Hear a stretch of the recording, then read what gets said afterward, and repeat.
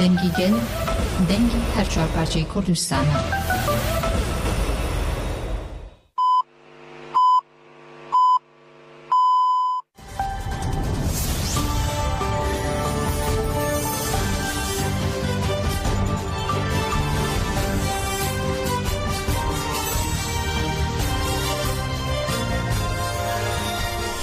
سلااوتان لەبێ بە ئەرمەتیا و کارانە ماڵەکانم ڕۆستە شەممە 30 کانونیەکەمی 2024تان پێشکەشەکەین.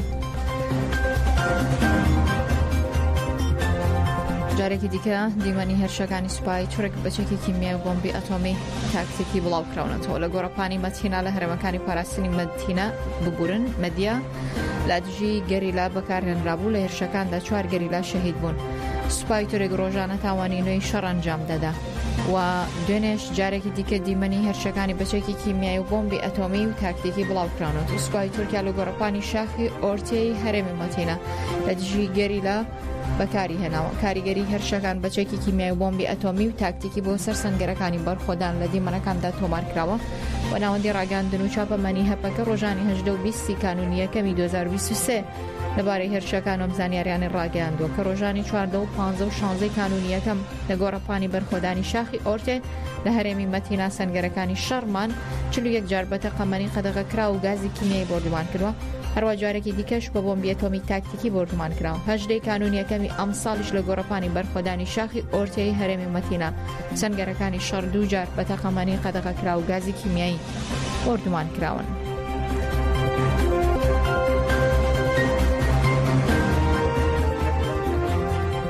لە لایەکی دیکەوە هەپەکە ناسنامەی 5 شەهیدی ئاشکرا کردووە. هێزەکانی پاراستنی گەل هەپەکە ناسنامی 5 گەریلا ئاشکرا کردووە کە لە هێرشەکانی سوپای تورکی داگیرکرد بەچێکی کیمیایی و ئەتۆمی شەهید بوون.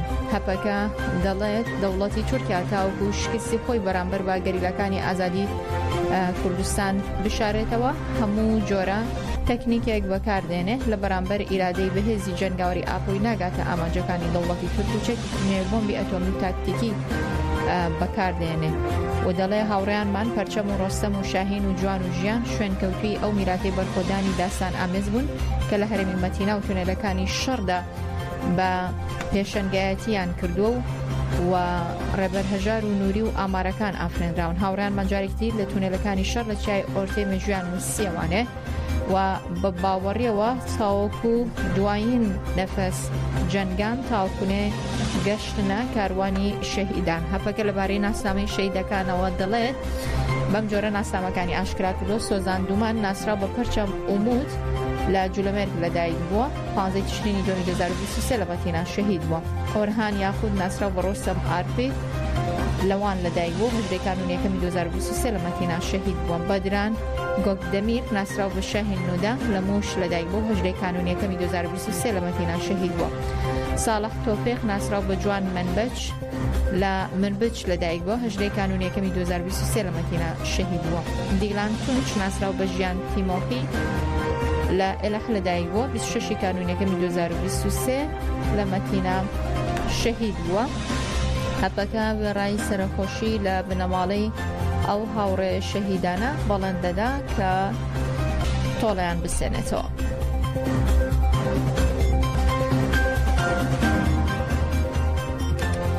لە 65مین ڕۆژی مانگرتنی زیندانان بۆ ئازادی ڕێبەر ئۆجەلان بەردەوامە لە درێژەی کار و چالاکێک ئەم بۆ ئازادی جێسێ ڕێبەر ئۆجەلان مانگرتنی زیندانانی سیاسی لە تورکیا باکووری کوردستان لە 65 ڕۆژدا بەردەوامە زیندانانی سیاسی لە زیندانەکانی باکووری کوردستان و تورکیا لە چوارچێ هەڵمەتی ئازادی بۆ ڕێبەر ئۆجەلان چارەسەری سیاسی بۆ پرسی کورد مانگرتن لە خواردن دەست پێ کردووە. چالێکێکە لە 65مین ڕۆژدا بەردەوام مانگرتن لە خواردن لە 27 تشرینی دووەم وەک بەشێک لە هەڵمەتی ئازادی بۆ ڕێبەر ئۆجەلان چارەسەری سیاسی بۆ پرسی کورد دەست پێ کردووە و بڕیارە تاوەکو 15 شوباتی 2024 بەردەوام بێت.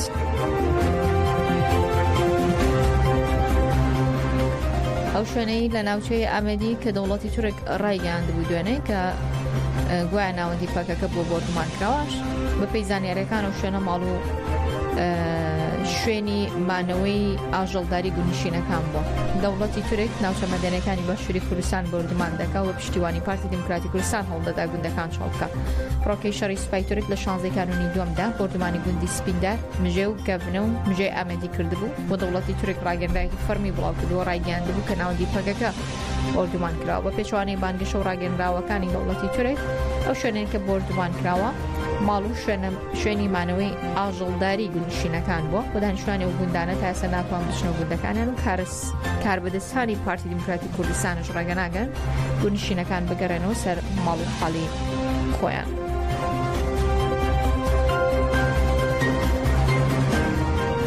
چالاکوانانی هەولێر دەڵێن هێرشەکان بۆ سەر خاکێڕەمی کوردستان بە بیانی جاجات جێگەی قبولکردنیە و دەڵێن نەبوونی یەکدەنگی و یەکڕێزی گەلی کورد لە بەرامبەر هێرش و تۆپبارانەکانی دەوڵەتی تورک وای کرد و دوژمنان هێرشەکانیان زیاد بکەن. نەبێتەوە و هەروەها هەرێمی کوردستانیش نەخرێتە نێو چوارچێوەی ململانەیەکانی وڵاتە دراوسەیەکان. ئەم هێرشانە زۆر جاران هەر لە وڵاتی ئێرانەوە نابەڵکو لە وڵاتی تورکیاوەش هەرێمی کوردستان بە ئامانجە گیرێت بە بۆنەی بە بیانەوەی جیاجیا و کە هیچ بنەمایشینە تێدا تێکدانی جگە لە سەقامگیری و ئاسایش هەرێمی کوردستان بە هیچ شتری نازانین. بۆیە داوا دەکەین ئەم هێرشانە کە دەخرێتە سەر هەرێمی کوردستان لەلایەن وڵاتە دراوسەیەکانمانەوە لە ڕێگای حکوومەتی عێراقی فدراڵەوە ئاگادار بکرێنەوە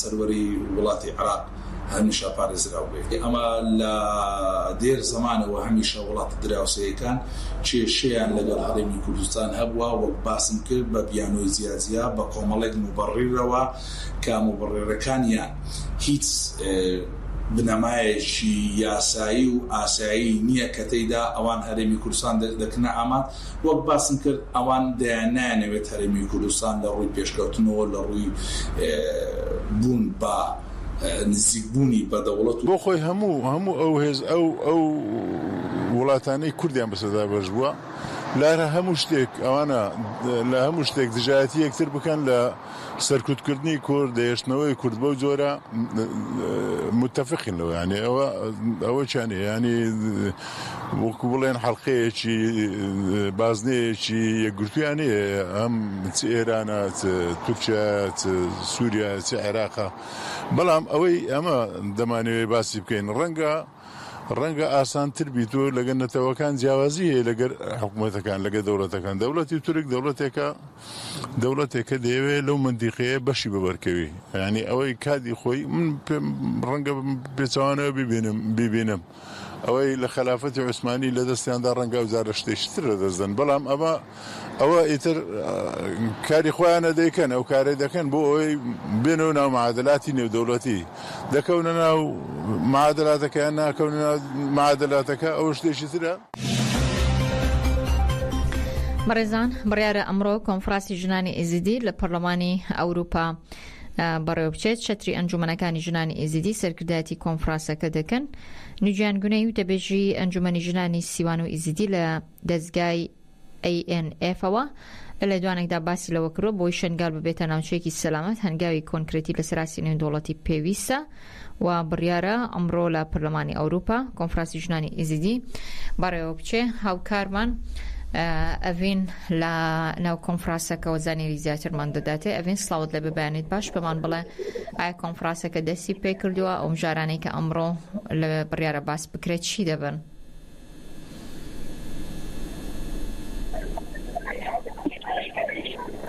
ئەڤین گرت لە دەنگما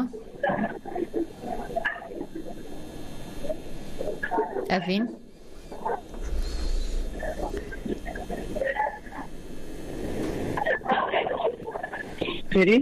گرت لە دەنگمە ئەڤین من پرسیم کۆنفرانسەکە ئایا دەستی پێ کردووە بەڵێ کەرەمکە پێچێ پەیوەندێکی باش نەبێ جارێکی دیکە هەوڵ ئەدەین بەهۆی خراپی یان بەهۆی قەرەباڵخیەوە جارێکتر ئەڤین لەگەڵمانە. ئەڤین سڵاوت لەبێ بەیانیت باش من پرسیم ئایا کۆنفرانسەکە دەستی پێ کردووە و مژارانە چین کە باس دەکرێن ڕۆ لە کۆنفرانسەکە. باشە مەرحەبا پەریم نا کنفرانس هفان کریان ده اوی دست بکه دست بنا کریا کنفرانس بناوی شنگال جواگا که دبن گفا قرکرنی ده جنوفا آباگرنا تامینات اشتیه لروشلاتا ناوین به پیشنگیا رخصنا سم جی سیما سیوانا مجلسا جنن ازدی کنفرانس دکته به هفکاریانا بنده اکتیا کمالن ازدی دیسام ده کنفرانس ده ویش نهاد است بکه نورمال حتی شش ایواری بردام بکه ویل مجار بمجاران بالپرس 20% برسه 20% بگرن وینی خاش بکن دولت فرمانه هفته چهاران و جنوسیت قبول دکن دوی برپرسیاری نخواهد شواب جهلینن دوی شنگال بتشری و ریبازان ورا آبا کرن شنگال و باندوره که چوال هرمی بکن جنوب سازیا شنگالی باندرو که چوا لحرمی بکه بگمان اف مجار و به میوانین گری شخصیتین پسپور ورا نقاش کرن لكن کنفرانس پیشکشوان ایفر از دوغاد که پیام پارتی و سازین سیاسی ورن خواندن د کنفرانس ده پانالا یکمین پانالا دو پانالین بگهینو دار بکهون پانالا یکمین به پیشکشوانی فرقناس اوجا به قبول به مجاره قبول کردن جنوسید انجام و ارکلوی ورل در قصن افافان سواد مراد خلافن شهدا فرمانا هفته و چرانیا بزدیان و آزادی و خبرسلی و سبی مجاره با خبر هر و هر رشد ارسلان پاریزر و شورمنده حق جزا یا نمونتوی و مافی مروفانه اوشی مجاراوی ده قانون نمونتوی ده و ده آساس سیاسی ده ناسکرنا جنوسیده دیسا دکتر لیلا فرمان زانیار سیاسی مجار تکلیادنا برابر بشتیار حقوقی و دادوری ده ماریون بوکر رو برا شورمندی مافی مروفان و رسکرک زایندی سوجه شهر دیجی جنان و برا بشتیاری نمونتویه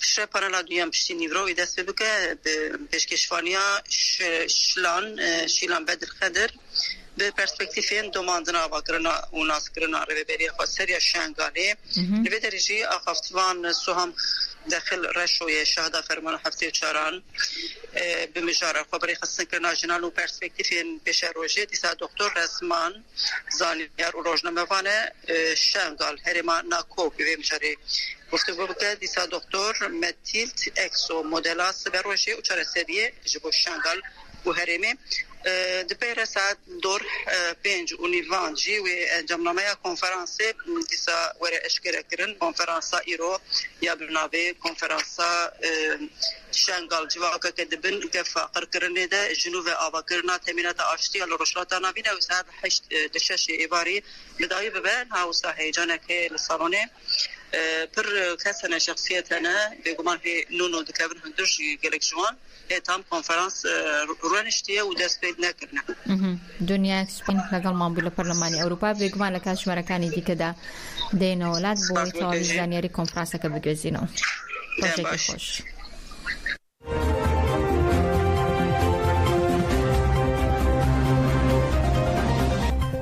لەگەڵتان بەردەوام دەبن وەک دەزانن کە سەر لە بەیانی دوێنێ 4 گەنجی ڕۆژهەڵاتی کوردستان لەلایەن ڕژێمی ئێران و لە سێدارەدرا و کاردانەوەیەکی زۆری لێکەوتەوە لە سێدارەدانی ئەو گەنجانەوە.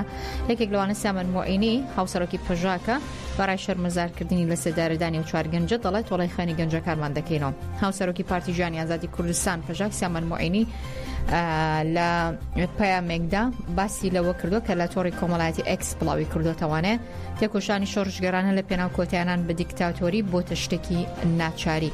ئەو دەڵێ لە سێدارەدان بەدەستی خوێنبژەکان لە سەرەتای شۆڕشی 57 و لە سێدارەدانەکان لە پادگای سنە بۆتە کارێکی ئاسایی بەلای کۆماری ئیسلامەوە و تێکۆشانی شۆڕژگەرانە بۆ کۆتایانان بە دیکتاتۆر بۆ هەمووان بۆتە ناچاری. سیامەن موعینی دەڵێ لە فەرهاد و فەرزاد و شیرین و عەلەویەوە تاوەکو پەژمان و محەممەد و موحسین وەفا بەڕێزە و هەمویان یاد دەکەین و تۆڵەی خوێنی گەنجەکانمان دەکەینەوە.